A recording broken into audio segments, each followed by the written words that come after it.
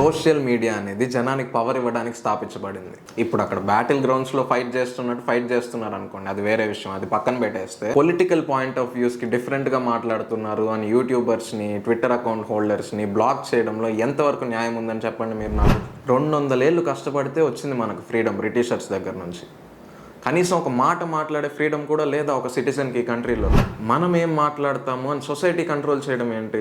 చైనాలో ఎవరన్నా గవర్నమెంట్కి అగెన్స్ట్గా మాట్లాడితే వాళ్ళ మీద 0 టాలరెన్స్ ఉంది. యూరోప్లో ఎవరన్నా కింగ్కి అగెన్స్ట్గా మాట్లాడితే వాళ్ళ మీద కూడా 0 టాలరెన్స్ ఉంది. ఇప్పుడు ఈ కంట్రీస్ని అన్నింటినీ చూసి ఇండియా కూడా అది నేర్చుకోవాలంటారా? మరి ఆ కంట్రీస్ని చూసి మనం అంత ర్యాపిడ్గా డెవలప్ అవడం ఎందుకు నేర్చుకోవట్లేదు? కేవలం పొలిటీషియన్స్కి ఫేవర్గా ఉండేవి నేర్చుకుంటామా మనం? ప్రజలకు అవసరమైనవి నేర్చుకోమా? మీరు చెప్పండి నాకు ఇక్కడ ఒక మాట. వరల్డ్ పొలిటీషియన్స్కి ఫేవరబుల్గా ఉందా, సిటిజన్స్కి ఫేవరబుల్గా ఉందా? ఇండియన్ లాస్ ప్రకారం సెక్షన్ 124A, సెక్షన్ 295A, కొత్తగా పెట్టిన 66A, హర్టింగ్ రిలీజియస్ సెంటిమెంట్స్ అనే సెక్షన్స్ ఎంత మిస్యూజ్ అవుతున్నాయో మీకు తెలుస్తుందా? ఈ రెస్ట్రిక్షన్స్ ఎంత తీవ్రంగా ఉన్నాయంటే ఒక జర్నలిస్ట్ ఒక ఫ్యాక్ట్ చెప్పే ముందు ఎడిటర్ని కన్సల్ట్ అవ్వాల్సి వస్తుంది. ఎక్కడ సెన్సార్లో కట్ అయిపోతుందా అని ఒక ఫిల్మ్ మేకర్ ఆనెస్ట్గా ఫిల్మ్ తీయలేకపోతున్నారు. ఎందుకులే ప్రాబ్లమ్స్ తెచ్చుకోవడం అని జనాలు ట్విట్టర్లో ట్వీట్ చేయడం కూడా ఆపేస్తున్నారు.